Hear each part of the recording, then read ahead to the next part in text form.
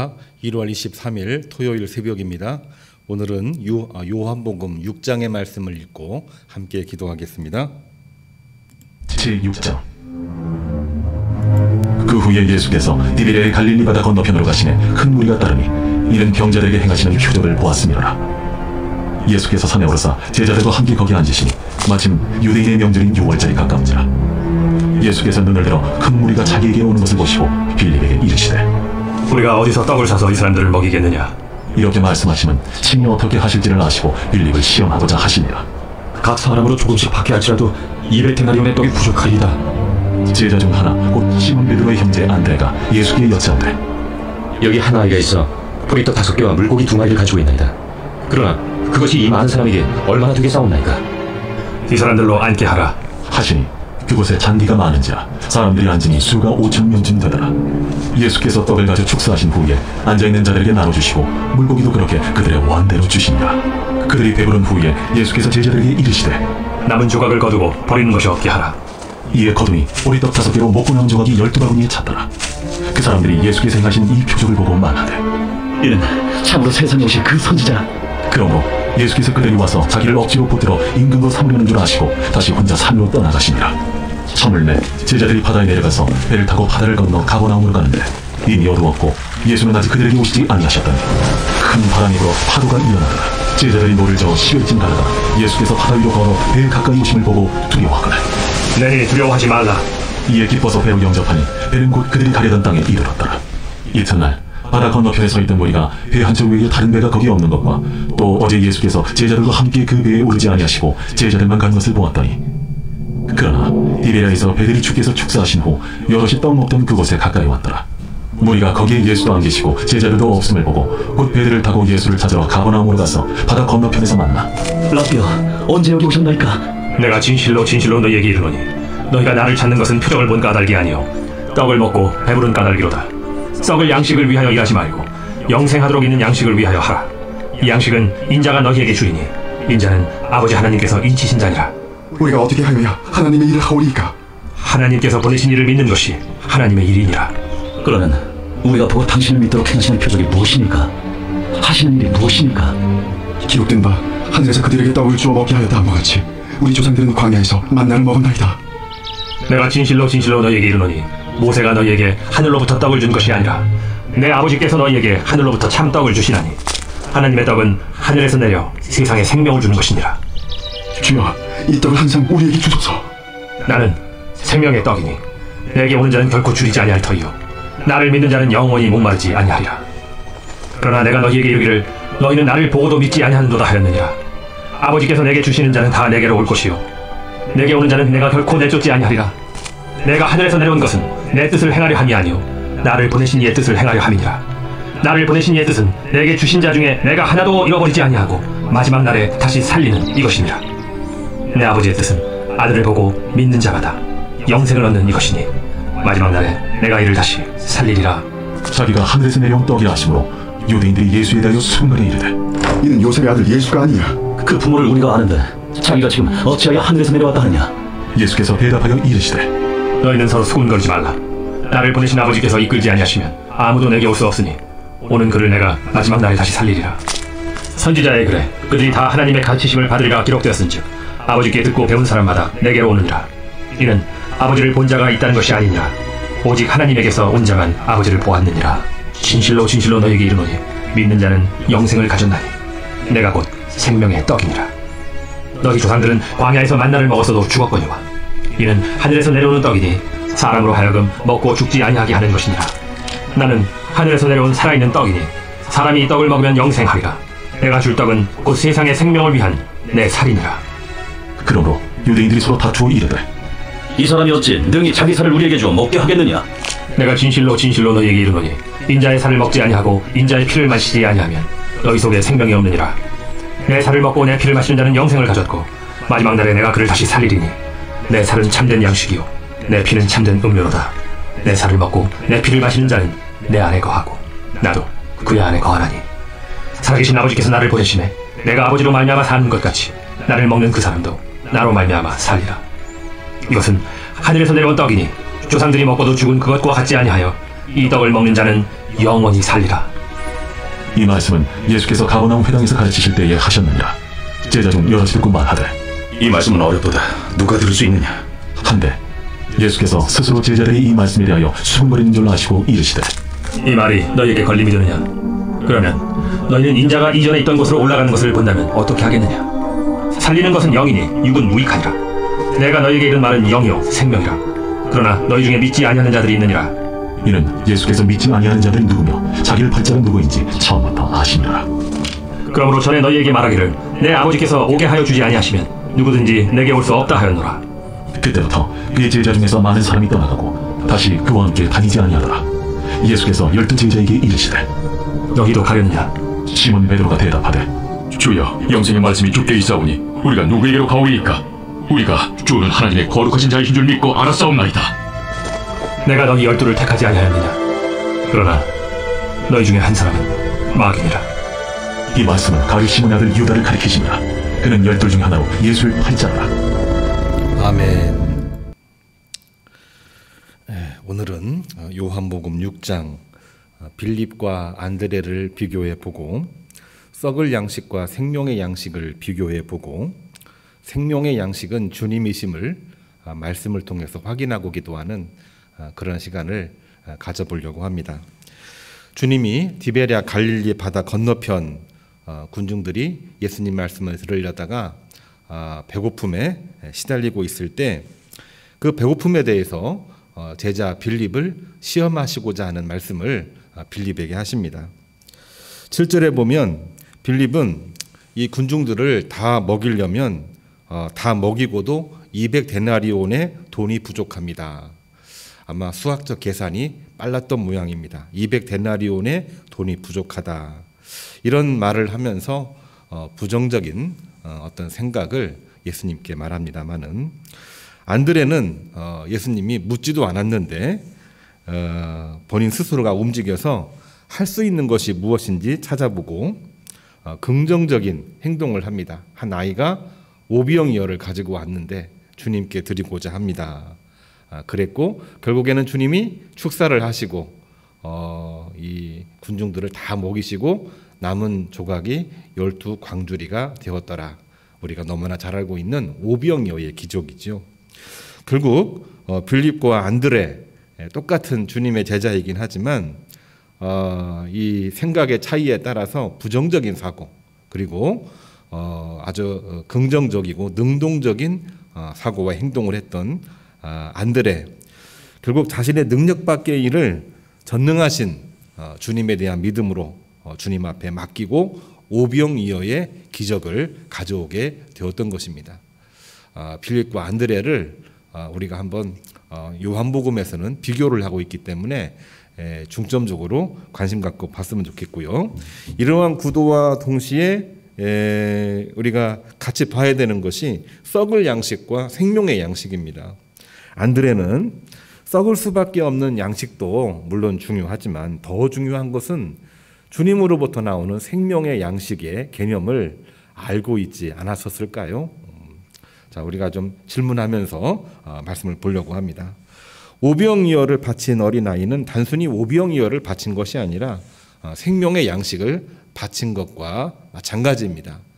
사도 요한이 보고 있는 관점이죠. 안드레와 이 어린아이, 썩을 양식을 바치긴 했지만 그러나 그것을 생명의 양식으로 생각을 하고 바쳤고 생명의 양식은 오병이어의 기적을 일으켰고 12 광주리를 남게 하는 역사를 만들어내게 되었던 것입니다. 그리고 주님은 27절에 분명하게 이렇게 말씀을 하고 계십니다. 너희들은 썩을 양식을 위해서 일하지 말고 영생하도록 하는 양식을 위하여 하라. 이렇게 말씀을 하셨어요. 이 양식은 뭘까요? 썩을 양식은 우리가 지나면 부패되는 거라고 없어지는 거니까 이해가 되는데 생명의 양식은 대체 무엇일까요? 썩지 않는 음식이죠. 주님께서는 요한복음 오늘 6장에서 분명하게 설명하고 계십니다. 이 양식은 인자가 너희에게 주는 떡이며 인자는 아버지 하나님께서 인치신 자니라. 인친다고 하는 표현을 우리가 가끔씩 듣는데 인증한다는 것입니다. 도장을 찍는다는 것입니다. 아버지가 아들을 보증한다는 얘기죠. 하나님으로부터 온 독생자 예수 그리스도를 말하고 있는 것입니다. 오늘날 우리도 열심히 일을 하고 있습니다만은 썩을 양식을 위해서 일할 때가 적지 않습니다. 따지고 보면 양식을 구하기 위해서 일한다고 하지만 그 양식이 대부분이 썩을 양식이죠. 왜냐하면 먹으면은 사라지고 사라지지 않으면은 썩어서 없어지는 것이기 때문에 결국은 썩을 양식이죠. 물론 그 양식이 없으면은 우리가 살 수가 없습니다만은 썩을 양식에만 집착할 때가 너무나도 많이 있습니다. 그러나 썩을 양식에만 집착한다면 오늘 성경에 나와 있는 맨 마지막 부분이죠. 너희 중에 나를 팔자가 있느니라. 썩을 양식만 집착하는 사람은 결국은 주님을 배반하고 팔자라고 하는 것입니다. 가룟 유다는 썩을 양식을 위해서 살다가 결국은 주님을 배반하고 죽음을 맞이했습니다. 정말 우리가 눈여겨봐야 될 내용이죠. 썩을 양식이 중요하긴 하지만 썩을 양식을 넘어서서 생명의 양식을 찾는 하나님의 백성이 되는 것이 주님께서 원하시는 일이고, 사도 요한은 당시 이 영주주의가 창궐하고 있는 그러한 때에 여러분 아무리 경제적으로 힘들고 아무리 이단이 우리를 괴롭힌다고 할지라도 썩을 양식을 위해서 일하지 말고 생명의 양식을 위해서 일하시기를 바랍니다. 영적으로 충만해서 생명을 살리고 육체를 살리는 그러한 일들을 감당하시기를 바랍니다.